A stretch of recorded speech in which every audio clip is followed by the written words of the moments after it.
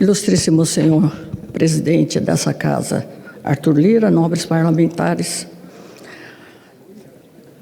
trata-se de comunicação de medida cautelar deferida em desfavor do deputado de número 1 de 2021. Autor, Supremo Tribunal Federal, relator, Magda Mofato. Trata-se de comunicação de medida cautelar deferida em desfavor de deputado número 1 de 2021, mediante a qual o Supremo Tribunal Federal informa a Câmara de Deputados a prisão em flagrante do deputado Daniel Silveira, a fim de que, nos termos do inciso 2 do artigo 53 da Carta da República, esta Casa, pelo voto nominal e aberto da maioria dos seus membros, resolva sobre a manutenção ou a perda de eficácia da decisão judicial. No dia 16 de fevereiro de 2021, o ministro Alexandre de Moraes, nos autos do inquérito número 4.781-DF, determinou a efetivação da prisão em flagrante do deputado Daniel Silveira, tendo em vista a disponibilização de vídeo pelo parlamentar, mediante o qual ele defende o AI-5 e o retorno à ditadura. Faz ataques e ameaças aos ministros do Supremo Tribunal Federal, instiga em desfavor deles a adoção de medidas violentas contra a vida, segurança, bem como expressamente pugna pela cassação dos atuais integrantes. O ministro relator considerou haver ameaça ilegal à segurança dos magistrados do STF, praticada pelo deputado federal com a finalidade de impedir o exercício da judicatura, a independência do Poder Judiciário e a separação dos poderes. Entendeu que a Constituição Federal não alberga a propagação de expressões e ideias atentatórias à ordem constitucional e ao Estado democrático de direito, tais como a extinção das cláusulas pétreas e a independência dos poderes da República. Consignou a reiteração da conduta criminosa, haja vista ser o parlamentar investigado por associação criminosa que tem o intuito de modificar o regime vigente e extinguir o Estado de Direito, mediante a incitação da população à subversão da ordem política e da democracia. Anotou que as condutas praticadas, então previstas como crimes nos artigos 17, 18, 22, inciso 1 e 4, 23, inciso 1, 2, 4 e 26 da Lei de Segurança Nacional. Segundo informou, resta configurado o flagrante, pois o vídeo disponibilizado pelo parlamentar permanece disponível nas redes sociais e acessível ao público, ficando caracterizada uma infração de natureza permanente. De acordo ainda com o ministro, a conduta é insuscetível de fiança, pois se enquadra no que foi previsto no artigo 324, inciso 4 do Código de Processo Penal. Uma vez intimada da decisão por meio de ofício, a Câmara dos Deputados notificou o deputado sobre a sessão realizada na data de hoje. A presidência da Casa também determinou a tramitação da matéria em regime de urgência e a leitura do parecer da Comissão de Constituição e Justiça e de Cidadania em plenário. A presidência ainda fixou 3 momentos distintos para a manifestação da defesa, facultando a palavra ao deputado Daniel Silveira e ao respectivo advogado, por até 15 minutos cada, depois da leitura desse relatório, depois de proferido o parecer e após o encerramento da discussão do mérito da matéria. Conforme ainda precedente deste plenário, decidido na comunicação da medida cautelar número 1/2020, é exigida a maioria absoluta dos membros da Câmara dos Deputados para que seja mantida a eficácia da decisão. É o relatório do voto. Nem a democracia, nem as instituições brasileiras são ideais e, com frequência, sobram motivos para críticas que, de acordo com a própria jurisprudência do Supremo Tribunal Federal, podem ser duras, contundentes e até mesmo irônicas. Nenhuma autoridade, é preciso deixar claro, está imune à crítica, seja ela o presidente da República, os presidentes das casas dos poderes legislativos, os parlamentares, os ministros do Supremo Tribunal Federal, os magistrados ou os membros do Ministério Público. Mas é preciso traçar uma linha e deixar clara a diferença entre a crítica contundente e o verdadeiro ataque às instituições democráticas. Temos entre nós um deputado que vive a atacar a democracia e as instituições e transformou o exercício do seu mandato em uma plataforma de propagação do discurso do ódio, de ataques a minorias, de defesa dos golpes de Estado e de incitação à violência contra as autoridades públicas. Não há regime democrático na Europa ou América Latina que, a partir do direito à liberdade de expressão ou de qualquer outro direito fundamental, tolere a defesa de ditaduras, a discriminação de minorias e a apologia explícita à ruptura da ordem constitucional. E, mesmo nos Estados Unidos, país onde a liberdade de expressão adquire maior estatura e alcance quando comparado a outros direitos fundamentais, ameaças críveis de violência à integridade física de terceiros não encontram amparo na lei maior. Desde o fim dos regimes totalitários que levaram o mundo à Segunda Guerra Mundial e o surgimento de novas constituições e regimes democráticos a partir de meados da década de 40, não há Estado democrático de direito que permita a utilização de seus próprios instrumentos para assegurar o sucesso de projetos autoritários de poder. E no Brasil não foi diferente com a Constituição Federal de 1988, promulgada para nos livrar da ditadura, que, nas saudosas palavras do Dr. Ulisses Guimarães, nos dá ódio e nojo. O constituinte originário vedou a divulgação de discursos de ódio e a propagação de expressões contrárias à ordem constitucional. CF, artigo 5º, 52, 54, 34, 3 e 4.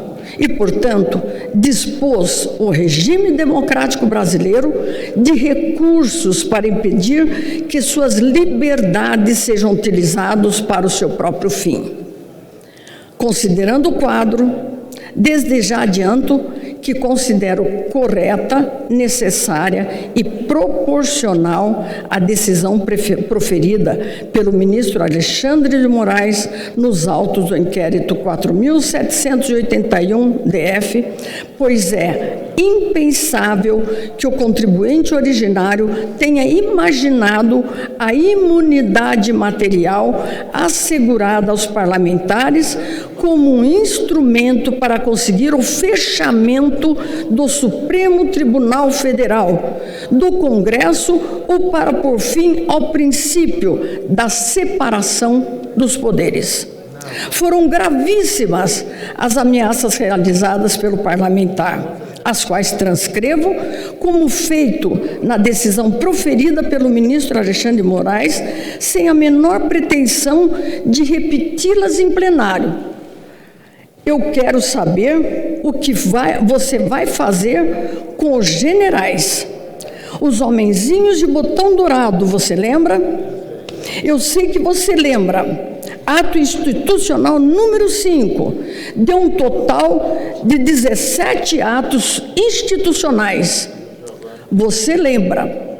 Você era militante do PT, Partido Comunista da Aliança Comunista do Brasil. O que acontece, Fachin, é que todo mundo está cansado dessa sua cara de filha da puta que tu tem. Essa cara de vagabundo. Várias e várias vezes já te imaginei levando uma surra. Quantas vezes eu imaginei você e todos os integrantes dessa corte? Quantas vezes eu imaginei você na rua levando uma surra? O que você vai falar? Que eu estou fomentando a violência? Não, eu só imaginei. Ainda que eu premeditasse, não seria crime. Você sabe que não seria crime. Você é um jurista pífio, mas sabe que esse mínimo é previsível. Então, qualquer cidadão que conjecturar uma surra bem dada, como um gato morto até ele miar, de preferência após cada refeição, não é crime. Vocês não têm caráter, nem escrúpulo, nem moral para poder estar na Suprema Corte. Eu concordo plenamente com Abraham Weintraub quando ele falou: eu, por mim, colocava todos esses vagabundos todos na cadeia. Aponta para trás, começando pelo STF. Ele estava certo, ele está certo, e com ele, pelo menos uns 80 milhões de brasileiros corroboram com esse pensamento. Ao STF, pelo menos constitucionalmente, cabe a ele guardar a Constituição, mas vocês não fazem mais isso. Vocês e seus 10 amiguinhos, não guardam a Constituição, vocês defecam sobre a mesma. Essa Constituição, que é uma porcaria, para poder colocar canalhas sempre na hegemonia do poder, e claro, pessoas da sua estirpe devem ser perpetuadas para que protejam o arcabouço dos crimes no Brasil e se encontram aí na Suprema Corte. Eu também vou perseguir vocês. Eu não tenho medo de vagabundo, não tenho medo de traficante, não tenho medo de assassino. Vou ter medo de 11? Se não servem para porra nenhuma para esse país? Não vou ter. Só que eu sei muito bem com quem vocês andam, o que vocês fazem. Você despreza a tripartidação dos poderes, a tripartidação do Estado. Você vai lá e interfere, comete uma ingerência na decisão do presidente, por exemplo, e pensa que pode ficar por isso mesmo. Aí, quando um general das Forças Armadas, do Exército, para ser preciso, faz um tweet, faz alguma coisa, e você fica nervosinho, é porque ele tem as razões dele. Lá em 64, na verdade, em 35, quando eles perceberam a manobra comunista de vagabundos da sua estirpe, 64 foi dado, então, um contragolpe militar. É que teve lá os 17 atos institucionais. O AI-15, o AI-5, que é o mais duro de todos, como vocês insistem em dizer, aquele que cassou 3 ministros da Suprema Corte. Você lembra? Cassou senadores, deputados federais e estaduais. Foi uma depuração, um recadinho muito claro. Se fizerem, a gente volta. Mas o povo, naquela época ignorante, acreditando na Rede Globo, diz: queremos democracia, presidencialismo, Estados Unidos, e os ditadores que vocês chamam entregaram o poder. Vocês deveriam ter sido destituídos do povo, do posto de vocês, e uma nova nomeação, convocada e feita, de 11 novos ministros. Vocês nunca mereceram estar aí, e vários também, que já passaram, não mereciam. Vocês são intragáveis, inaceitáveis, intolerável faquin. Não é nenhum tipo de pressão sobre o judiciário, não. porque o judiciário não tem feito uma sucessão de merda no Brasil, porque o judiciário tem feito uma sucessão de merda no Brasil. Uma sucessão de merda. E quando chega em cima, na Suprema Corte, vocês terminam de cagar na porra toda. É isso que vocês fazem. Vocês endossam a merda. Então, como já dizia lá Rui Barbosa, a pior ditadura é a do judiciário, pois contra ela não há quem recorrer. Infelizmente é verdade. O judiciário tem feito vide MP, Ministério Público, sucessão de merdas. Um bando de militantes totalmente lobotomizado fazendo um monte de merda. A ameaça é considerado um crime que pode ser praticado de forma livre, através de palavras, gestos, escritos ou qualquer outro meio simbólico, de forma direta ou indireta, explícita ou implícita, e ainda condicional, desde que seja sério e crível. Naqueles casos nos quais a ameaça visa a impedir o livre exercício de qualquer dos poderes da União,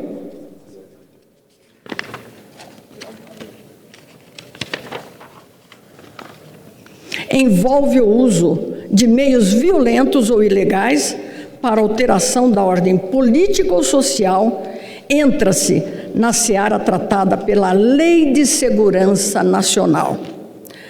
Os artigos 18 da Lei de 7.170, de 1983, é claro estabelecer como crime a tentativa de impedir com o emprego de violência ou grave ameaça o livre exercício de qualquer dos poderes da União e dos Estados. Na mesma linha, o artigo 22(1) da lei consigna como infração penal a propaganda de processos violentos ou ilegais para alteração da ordem política ou social. Da transcrição, depreende-se uma clara tentativa de intimidar os ministros do Supremo Tribunal Federal, com ameaças ao livre exercício das suas funções, bem como a sua integridade física. Igualmente, a referência expressa à cassação de ministros da Corte, por meio do ato institucional número 5, como forma de intimidação, parece-se amoldar ao que disposto na Lei de Segurança Nacional. Ademais, mostra-se cristalina a intenção do parlamentar de criar animosidade entre a Corte Constitucional e as Forças Armadas. Não se trata apenas de concordar ou não com o conteúdo ou considerar que o discurso do parlamentar deva ser punido por se entender por demais chulas as suas palavras. A liberdade de expressão protege o discurso que no desagrada e incomoda, mas não alcança aqueles voltados a incitar a verdadeira prática de atentados contra autoridades públicas. Sabe-se ainda que, para avaliar a licitude ou ilicitude de determinado discurso, é importante conhecer o contexto e a finalidade com o qual proferido. E no caso concreto, as circunstâncias, o contexto e o cometimento reiterado de condutas semelhantes pelo parlamentar, amplamente conhecidas e divulgadas pela imprensa do país e por ele próprio, mostram que as ameaças aos integrantes do Tribunal Constitucional eram sérias e críveis, revelando a periculosidade do colega e justificando a sua prisão para impedir a continuidade da prática delitiva. Ao contrário do que quis fazer transparecer, o parlamentar em seu vídeo não fazia meras conjecturas, mas dava a entender que existia um risco concreto aos integrantes do Supremo Tribunal Federal, risco que era constantemente reforçado mediante os xingamentos, impropérios e ameaças de cassação por meio de processos ilícitos. Feitas tais considerações, deixo consignado que considero presente caso excepcionalíssimo e, nesse contexto, julgo atendidos os requisitos constitucionais para a decretação da medida cautelar. Não obstante, para o fim de conferir maior clareza aos textos legais, em homenagem ao princípio da segurança jurídica, em especial quando enfoco temas da mais alta relevância constitucional, a imunidade parlamentar e a relação entre os poderes da República.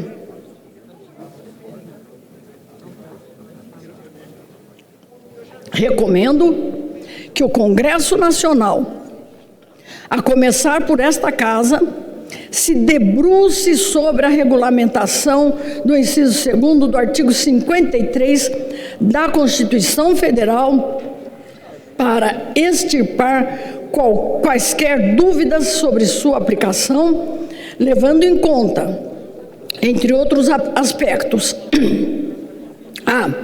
a definição precisa do conceito e do rol de crimes inafiançáveis para fins de aplicação do inciso 2º do artigo 53. B. As situações caracterizadoras de flagrante delito, consideradas condutas praticadas por meio da internet. C. O alcance das decisões cautelares monocráticas que determinam a prisão de parlamentares.